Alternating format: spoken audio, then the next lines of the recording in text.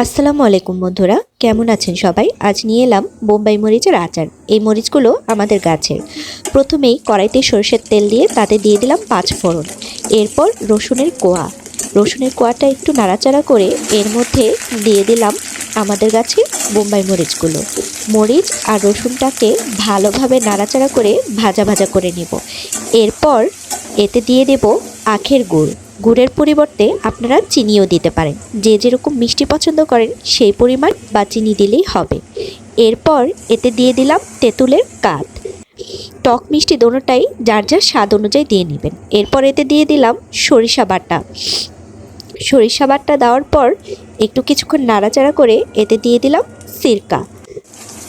2 table চামচ পরিমাণ সিরকা আমার এখানে প্রয়োজন হয়েছে। আপনারা আপনাদের আচারের প্রয়োজন মতো অ্যাডজাস্ট করে নেবেন। এরপর পুরো মিশ্রণটিকে ভালোভাবে নেড়ে নেড়ে শুকিয়ে নিতে হবে।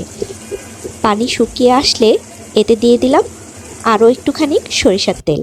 ব্যাস, এরপর নাড়াচাড়া করে নামিয়ে নিলেই হয়ে যাবে সুস্বাদু বোম্বাই মরিচের আচার। খিচুড়ি বা পোলাওর সাথে বেশ জমে যাবে এই আচার।